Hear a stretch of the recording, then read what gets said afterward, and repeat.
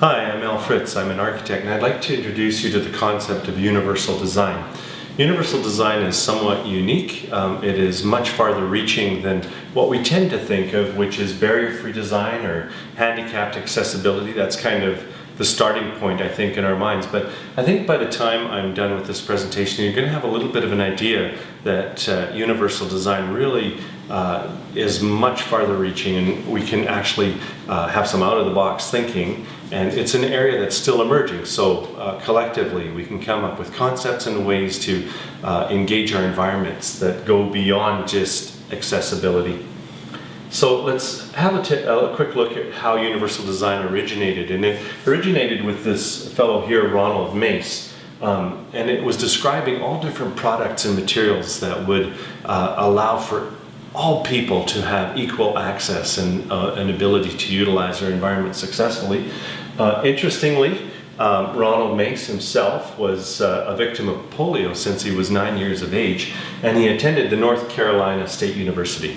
He had a passion for architecture, but had to be carried to his classrooms. And so in the context of that, he founded the Center for Universal Design. Now you'd think that somebody that was in a wheelchair and had accessibility issues would really focus on that aspect of their lives. But in fact, Ronald had creativity and an open mind. So he started to think, well, you know, I'm impaired in this way, but what about people that are impaired in other ways? And shouldn't we be contemplating their environments as well? So kudos to him, Ronald Mace, for thinking in those broad-reaching ways. And I'd like to offer that, you know, at some point in our life, all of us have some aspect of disability. And so let's just have a quick look at that.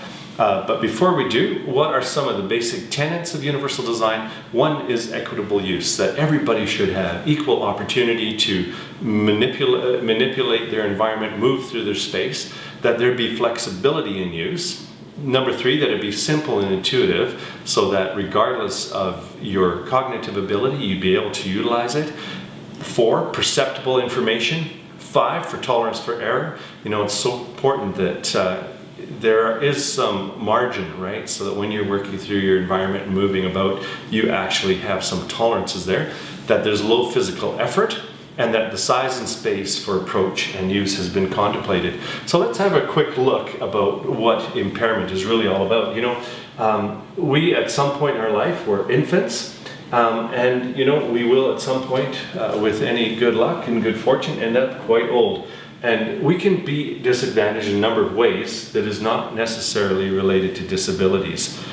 We may think in terms of the older fellow of being disabled somewhat because he has experienced more mobility and more cognitive abilities earlier in his life. But the baby, the infant that comes into this world, it has very much those exact same characteristics, right? So when you think about it, when you're a baby, you need everything done for you. You can't maneuver through your space. If you start to cry, mom has to figure out, did I pinch this baby with a safety pin, or does it need a diaper change, or maybe it's hungry? Somewhere along the line, somebody has to be there to figure out some of these details and definite disabilities when it comes to utilizing their environment. Now the same could be entirely true with old age, and suddenly somebody might actually have to be paying an awful lot of attention because that individual may not be able to actually explain what their needs are at any given moment. Now, I know I'm going to get in trouble for this, right? Because I don't want to be chauvinistic, but pregnancy can actually create aspects of disability. And I'm going to later on show you that when I'm running through the airport with my travel bags and I've got a cell phone under one ear, I'm disabled as well. So that's the kind of disability we're talking about. And if you don't think that that's a disability, you could try strapping a child onto one hip while you've got 2 other little ones, one on each hand, and then you could see how easy it is to maneuver through your environment, particularly if those kids may have a mind of their own. And it's entirely a possibility that this woman, we can't really tell from the back, could be expecting a third. But you can imagine that when you're moving through your environment and you've got small children to tend to, that mom, particularly if that little one wants to bolt, would very much benefit from an accessibility for a door to be able to, just with their elbow, activate a door that opens up automatically for them so they're not encumbered to go through, and gives you a little bit of an idea.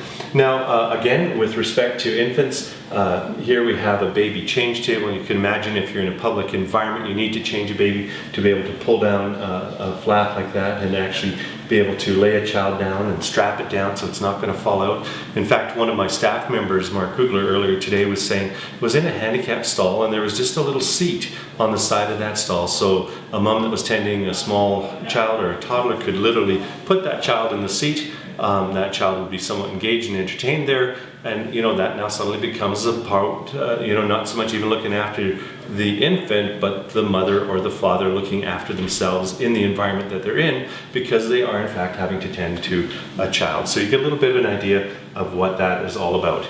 Now, with respect to infants and children, it often pertains to the caregivers, and it's actually the caregivers that are somewhat challenged. And so here we see an aspect of universal design, which is universal signage, and you see a baby carriage with a handicapped a wheelchair accessibility sticker, and you suddenly know that you're going to be in an environment that caters to both. And of course the list could go on, and we'll get into some of those details in just a moment. And so when we think about children, again, they're disadvantaged due to their strength and their scale. If you think it might not be difficult for this youngster to be able to drink out of this glass of milk, I challenge you to grab an ice cream bucket, fill it up with milk, and try to maneuver that, and you are much more likely to spill. And so there you go. There's a child that's entirely healthy, but is disadvantaged just due to size and strength and capability, cognitive capability. Now this is interesting.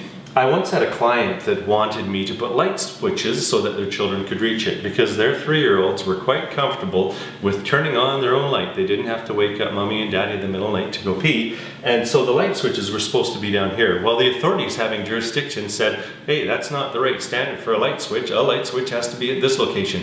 Well, I did end up winning the battle, and you know what? The irony is that if it's where a child like that can reach it, now it's also more accessible to somebody that might be in a wheelchair. And guess what? I, as an adult, entirely capable, have much less motion in my hand if I'm reaching down here than if I'm reaching way up here. And so it just made sense in every way. And very fortunately, I was able to design that house with the light switches at the right height. How awesome is that? So there again, anything that we can do to help our environments be successful for everybody will respond to universal design.